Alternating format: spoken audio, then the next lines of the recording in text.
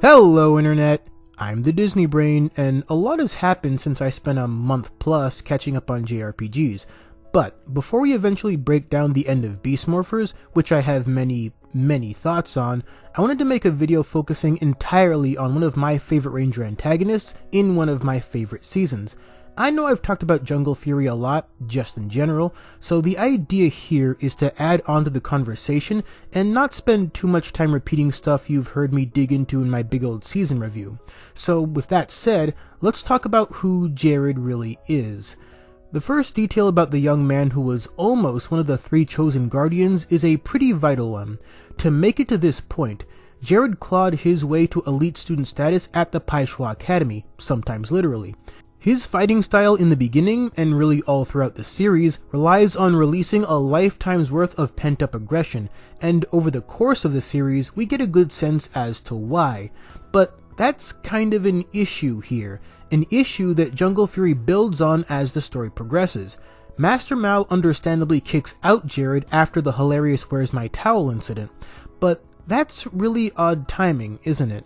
We know the signs must have always been there with how Jarrod uses his martial arts to overwhelm and abuse, because in this environment, he's finally able to do so. He's finally able to fight back, something he explicitly refused to do outside of the Paishwa Academy during his formative years, because that's just how he was taught.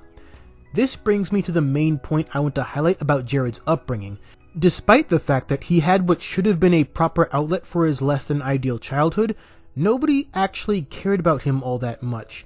Nobody actually bothered teaching him the right way to handle the stress he was facing.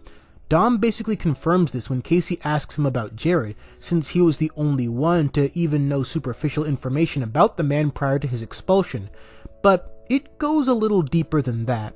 Because despite Dom knowing some details, despite Lily being the one most likely to believe Casey's intuition about Jarrod's humanity, and despite Master Mao knowing even more details, but still feigning blindness to his sociopathic tendencies until episode 1 exactly, nobody but Casey and Camille actually cares.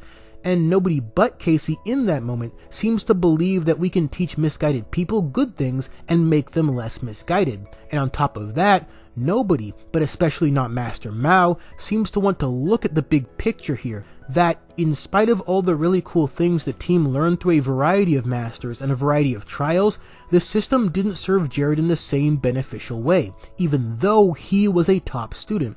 In spite of Paishwa usually being great for helping one's personal development, it did the opposite for the guy that was almost leading the team in charge of preventing the next great disaster. And instead, they nourished his natural talents while ignoring the clear red flags that would later ensure the next great disaster. He's basically Anakin Skywalker, but minus the dubious framing of the Jedi Order in the prequels. So much of Jungle Fury is designed to teach the characters about themselves and each other, and because of that, pretty much every lesson learned and character dynamic established ends up adding a new dimension to the story. Because of this, the writers seemed intentional about presenting Jarrod as less of a villain and more of a tragedy, and nowhere is that made more clear than in Good Karma Bad Karma, which makes this season, assuming it wasn't already, very clear in its intentions to forever link Casey and Jarrod, because the two of them are the individuals who benefited the most and the least respectively from their season-long systems of self-improvement. In an episode where Casey does what he can to guide a kid struggling with his own morals, Jarrod is basically being gaslit into thinking, no, actually, all those times you weren't a terrible human being were a mistake. And honestly, it's one of the most heartbreaking things I've ever seen in PR. Even in the now, even with Daishi infecting every iota of his body, the real Jarrod, the abusive bully with no one to turn to, can still reminisce on these moments and know he did the right thing. It's painfully beautiful to me, because before Daishi got to him, he fully relished his role as the mighty lion, capable of dominating almost all comers. But because of how he reacts to his past, pleading for his memories to be spared, we know it's just a facade masking his inner turmoil. We know he never really thought lashing out against people was correct. We know he could have been saved, should have been saved, long before it got to this point. But because we are at this point, Carnosaur can influence him however he pleases. That hits a bit close to home as far as PR goes. You know, in between B.D. Skinner's beautifully campy physical acting, of which there is plenty. But what makes this episode an even bigger gut punch is how fitting it is that Jarrod's memories were changed, effectively wiping away a lot of his humanity, because next to nobody else in the show thought it was even there to begin with, meaning that there's a very good chance that if not for Casey and Camille, that they would have been proven right. We'll get to how Casey and his signature moment caps off the season wonderfully, but first, let's talk about the equally underappreciated Camille. Both her and Jarrod follow a proud tradition in Rangers, where choice peons of evil are just as emblematic of humanity as some of the heroes. That's one aspect of PR that has always resonated with me the most, this simple but powerful idea that the opposite side of the conflict can be seen as sympathetic, and in some cases empathetic, that random monsters like Waspicable and Loyax can prove to be not very monstrous, and villains like Astronema can prove to be the unfortunate result of evil, and not evil in and of themselves. And then there's Jindrax, who isn't even supposed to have a heart, but I guess bypasses that because Toxica just means that much to him. So when I think about the lessons this franchise is meant to impart upon a young audience, I don't think there's a more important one than that, which is why, unsurprisingly, the seasons I hold up as my favorite tend to understand that idea on some level. But I especially like how it's framed here, because unlike the equally lovable Villamax, the power structure at play makes Camille's initial dynamic with Daishi the poster child for toxicity. That's obviously bad, and is presented as such, but the important part here is how Camille, despite technically having more in common with Daishi, resonates a lot more with the human side of him that sneaks out every now and then. The part of Daishi being made to defend her, listen to her, even care genuinely about her, are all spelled out for us when Casey sees Jarrod resume full control temporarily, and prior to that, Camille comes to understand that even for as loyal as she is, even for as much as she wants to help take over the world initially, she needs to be able to confront her problem head on, even if that means going against the wishes of her superiors. And by doing so, she's granted a major power-up after Daishi himself eventually overthrows his former masters and becomes the Phantom Beast King.